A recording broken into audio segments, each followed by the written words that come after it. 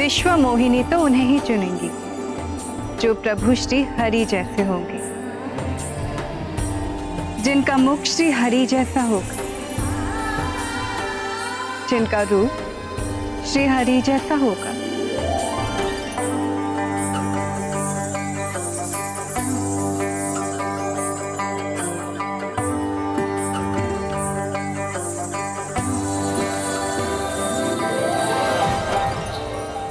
अपने आप को मोह माया से ऊपर समझने वाले देव ऋषि नारद दिव्य नगरी की राजकुमारी विश्व मोहिनी के मोह पास में फंसी गए। फिर क्या हुआ?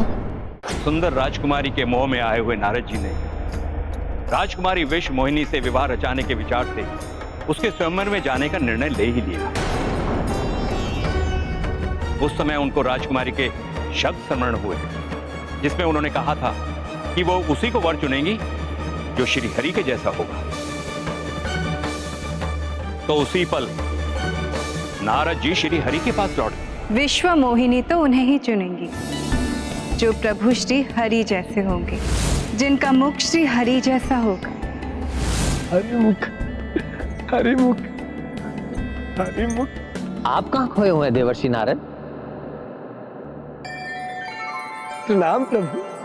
हे प्रभु विष्णु, हे प्रभु नारायण, हे श्री हरि, मुझ पर कृपा करें प्रभु, मुझे हरि मुख प्रदान करें। मैं विश्व मोहिनी से विवाह करने का इच्छुक हूं प्रभु। तथास्तु। अब जब आप स्वयंवर में पहुंचेंगे तो आपको हरि मुख प्राप्त हो जाएगा। सत्य प्रभु। नारायण नारायण। जब प्रभु श्री हरि ने उन्हें हरि मुख देने का वरदान दे ही दिया तो फिर नारद जी ने उन्हें शाप क्यों दिया? क्योंकि प्रभु के वरदान के पीछे एक प्रयोजन था नारद जी को सीख देने का। इसलिए वो वरदान वैसे फलित नहीं हुआ जैसा नारद जी ने सोचा था।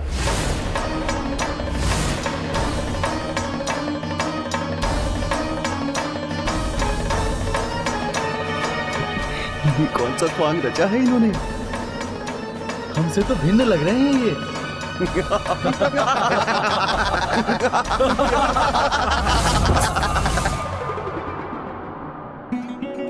जब मुझे हरिमुख प्राप्त होने का वरदान प्राप्त है तो फिर किस बात की चिंता। नारायण नारायण।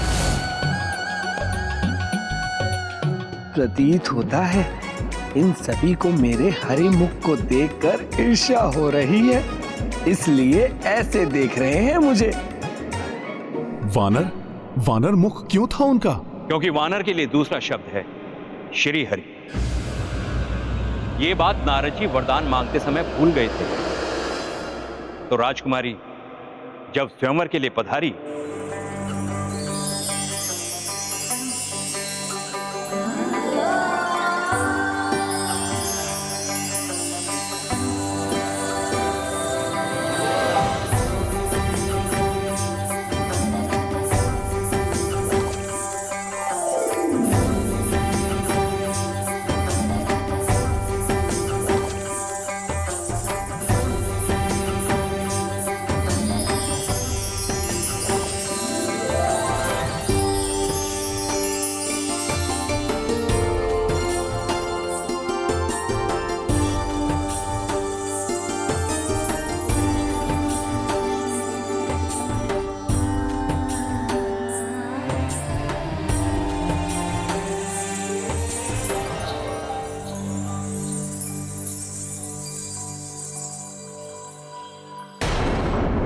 कदाचित राजकुमारी की दृष्टि उचित प्रकार से मुझ पर नहीं पड़ी।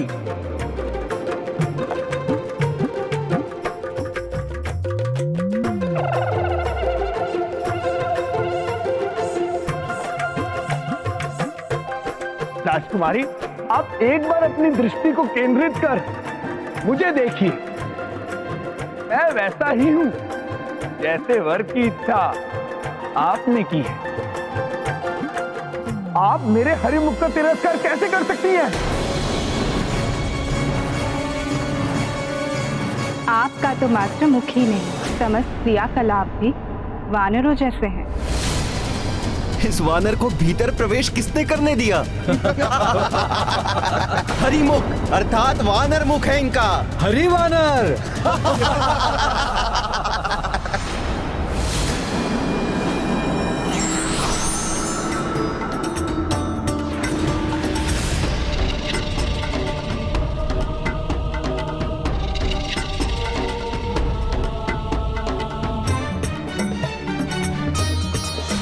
प्रभु श्री हरि की, प्रभु श्री हरि की, प्रभु श्री हरि की, प्रभु श्री हरि की, प्रभु श्री हरि की, प्रभु श्री हरि की, प्रभु श्री हरि की, प्रभु श्री हरि की। आपने मेरा अपमान किया है प्रभु। मैं आपको शाप देता हूँ। आपके नर अवतार में, आपके प्रत्येक कार्य में आपको मुझ जैसे वानर की सहायता चाहिए होगी।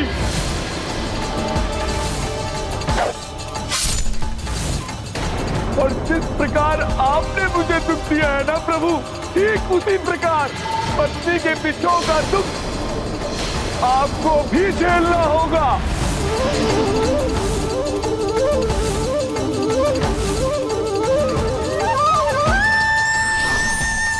उसी श्राप के कारण आज माता सीता को प्रभु श्री राम से विलग होना पड़ रहा है। सुमंत्र जी, नियति है तो भी मैं माता को वन में एकाकी कैसे छोड़ सकता हूँ? हनुमान जी, नियति ने इस घटनाक्रम के साथ उस स्थान को भी नियत कर रखा है जहां माता सीता को शरण प्राप्त होगी। वहां अनेक ऋषि मुनियों के आश्रम हैं।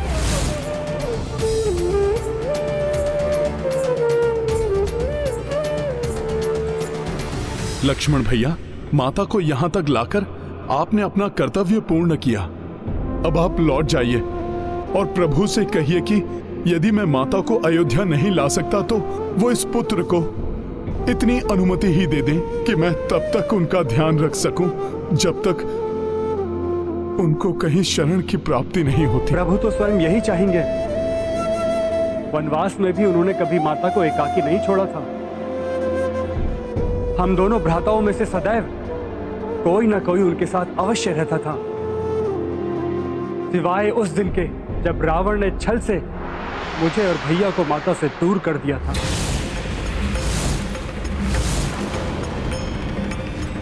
भैया लक्ष्मण, तब आप मुझे आज्ञा दीजिए जिससे मैं शीघ्र माता को ढूंढ सकूं। हनुमान जी, भाभी माँ का ध्यान रखिएगा।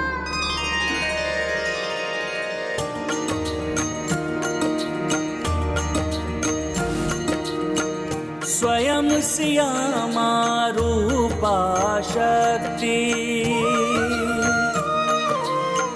मर्यादा पालन बन भटकी,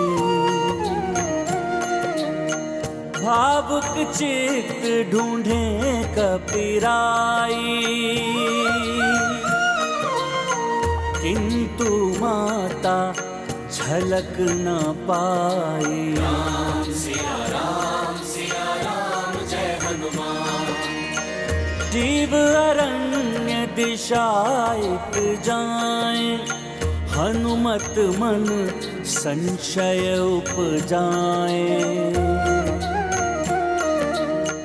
जानकी अब निद्रा को पाई, सिंह भुजंग निकट सब जाए। राम सिया राम जय हनुमान।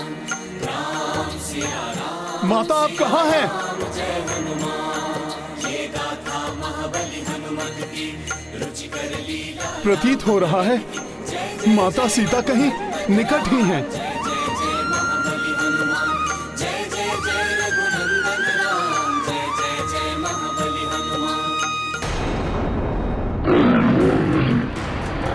माता, ये हिंसक वन्य पशु माता के आसपास, मैं इन्हें माता को कोई हानि नहीं पहुंचाने दूंगा।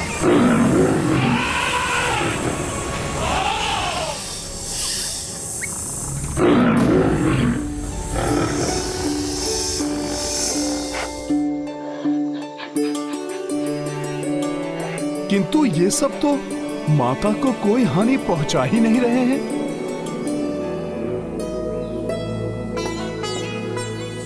वाह प्रभु, कैसी लीला है ये।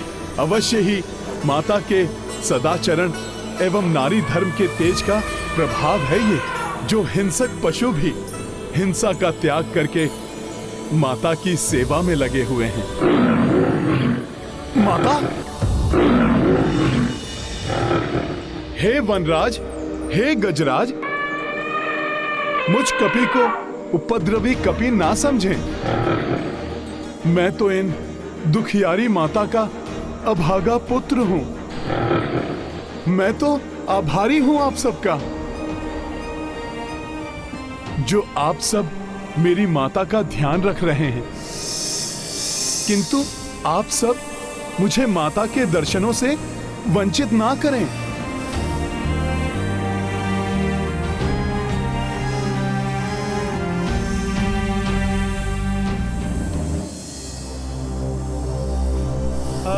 माता,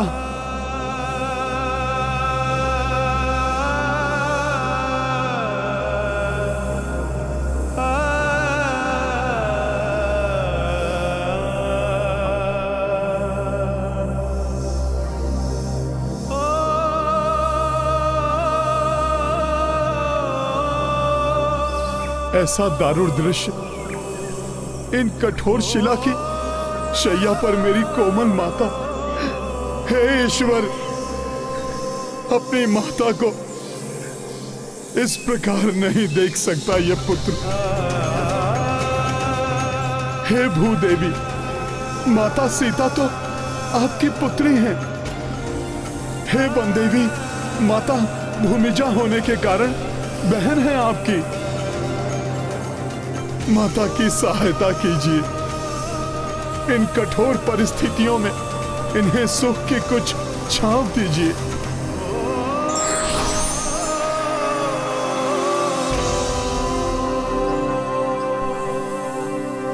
मेरी विनती स्वीकार कीजिए। मेरी माता के कष्ट कम कर दीजिए माता।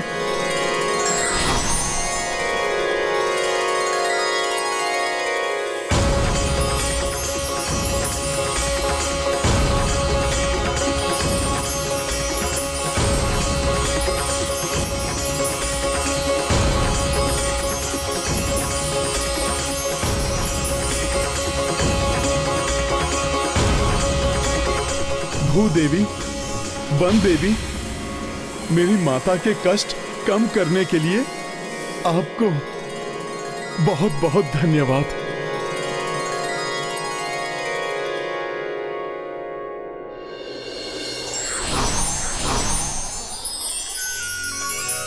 प्रकृति के इस सुंदर परिवर्तित वातावरण में जब तक माता विश्राम कर रही हैं, तब तक मैं माता के भोजन के लिए फल आदि और पीने के लिए जल की व्यवस्था कर देता हूं।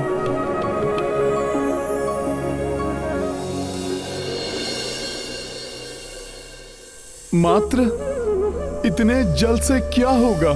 वन में चल चलकर माता के चरण भी क्लांत हो गए होंगे। माता के चरण पखारने के लिए भी तो और जल लाना होगा।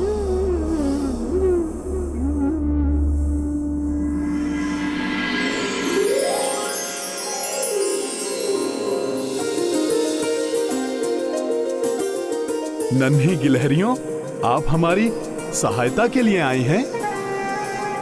आपको बहुत बहुत धन्यवाद। मात्र भूदेवी और वन देवी ही नहीं, यहाँ तो उनकी संतानें भी माता के लिए अपनी सेवाएं प्रदान करने को प्रस्तुत हैं।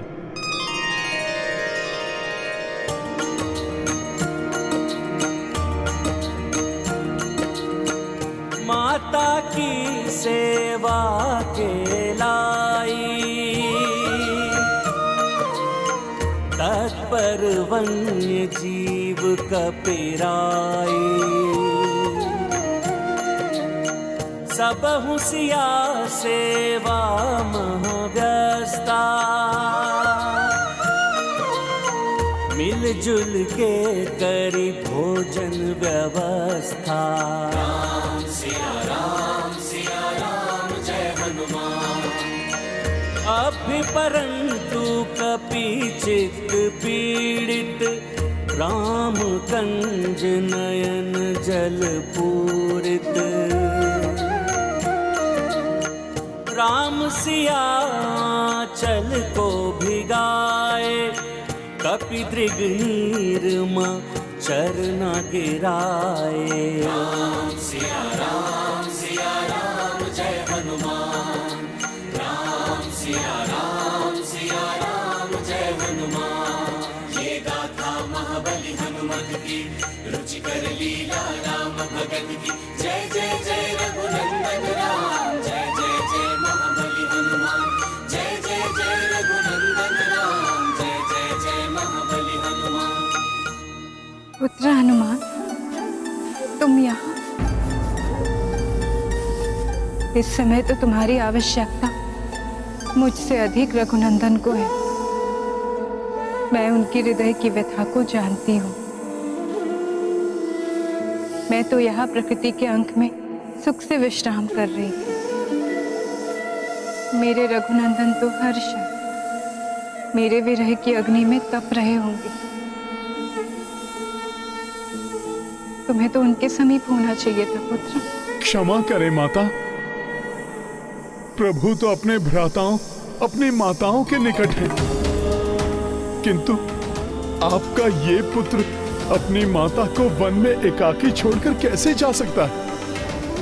माता, ये जो कुछ भी हुआ है अनुचित है। ये दुखी मत हो पुत्र। मेरा त्याग करने का निर्णय अयोध्या के राजा राम का निर्णय है। तुम्हारे प्रभु या मेरे स्वामी रघुनंदन का नहीं।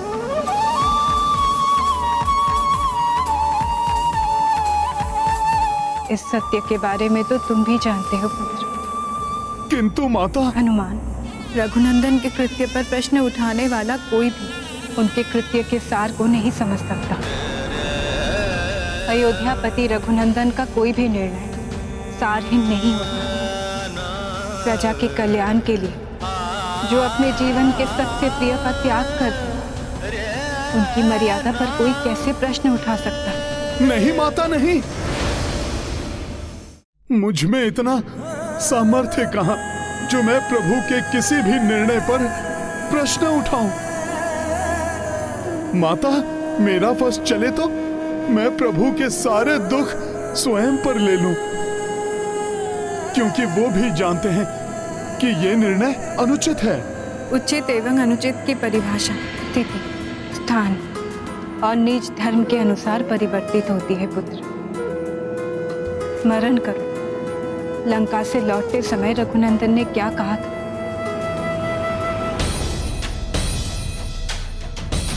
अयोध्या के राजा राम ने जो किया उचित ही किया।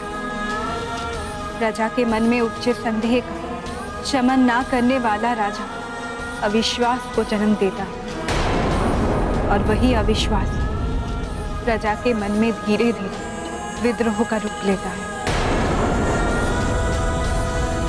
माता, स्वर्ण के समान शुद्ध एवं गंगा के समान निर्मल है आपका हृदय। पतिदेव के द्वारा त्याग किए जाने के पश्चात भी आपके मन में उनके प्रति तनिक भी द्वेष या रोष नहीं है। पुत्र हनुमान, ये तो तुम भी जानते हो, जिसके हृदय में स्वयं श्री राम, उसके हृदय में कोई द्वेष या रोष नहीं हो सकता।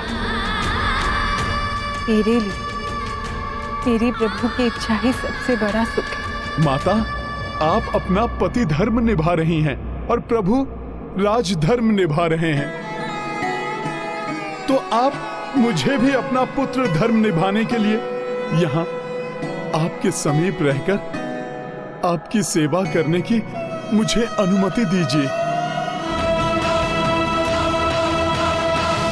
यदि मैंने हनुमान को यहाँ रहने की अनुमति दी तो स्वामी को वहाँ कौन संभालेगा? नहीं नहीं, मैं ऐसा नहीं कर सकती। यदि हनुमान स्वामी के पास नहीं रहे तो स्वामी मेरे विरह की पीड़ा में टूट जाएंगे।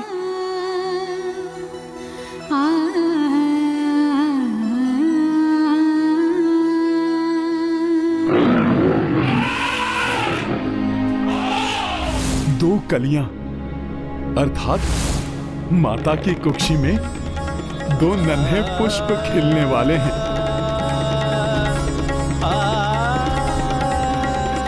माता, मुझे पूर्ण विश्वास है कि यदि प्रभु को ज्ञात हो गया कि आप मां बनने वाली हैं, तो प्रभु आपको कदापि एकाकी नहीं छोड़ेंगे। हनुमान ने कैसे जान लिया कि मुझे माँ बनने का सौभाग्य मिला है?